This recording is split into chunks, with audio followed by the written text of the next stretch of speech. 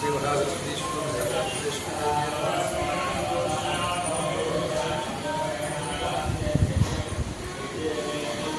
పవిత్రమైనటువంటి గౌతమీ తీరంలో జగద్గురులు ప్రతిష్ఠ చేసినటువంటి శృంగేరి శారదాపీఠంలో శారదాంబ చరణ సన్నిధానంలో మనమందరం ఉన్నాం.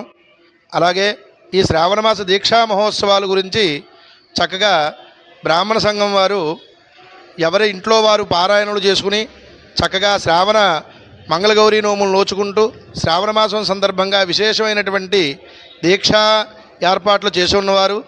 అలాగే ఈ రాజమండ్రి పరిసర ప్రాంతంలో ఉండేటువంటి బ్రాహ్మణులందరూ కూడా ఈ బ్రాహ్మణ సంఘం వారు నిర్వహించినటువంటి సెప్టెంబర్ 2వ తారీఖున జగన్మాత అయినటువంటి కోట సత్యం తల్లి అమ్మవారికి ఒక క్షేత్రానికి వెళ్ళి మన అందరం కలిసి అక్కడ సారి సమర్పణ చేయడం విధానాన్ని ఏర్పాటు చేస్తున్నారు వారు.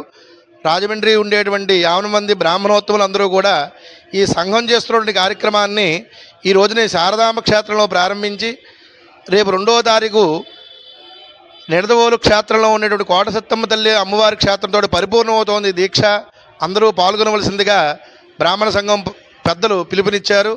అందులోనూ ఇది ప్రారంభం శ్రావణ మాసం గురించి ప్రథమ రోజున శారదాంబ చరణ సన్నిధానంలో ప్రారంభిస్తున్నారు.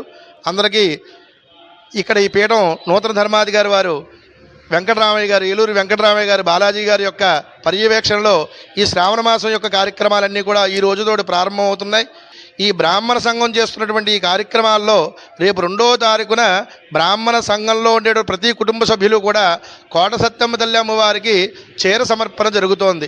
మన పుట్టింటిది, మన ఆడపడుచు కింద ఆవిడని భావన చేసి బ్రాహ్మణులందరూ కూడా ఆ కార్యక్రమంలో పాల్గొని జగన్మాత అనుగ్రహాన్ని మనం మన ప్రాంతానికి, మన రాజమహేంద్రవరం పట్టణానికి, మన బ్రాహ్మణ సంఘులు అందరికీ కూడా కలగాలని ఈ శారదాపీఠంలో జగన్మాతని, జగద్గురువుల్ని ఇక్కడి నుంచే ప్రార్థన చేస్తూ స్వస్తి.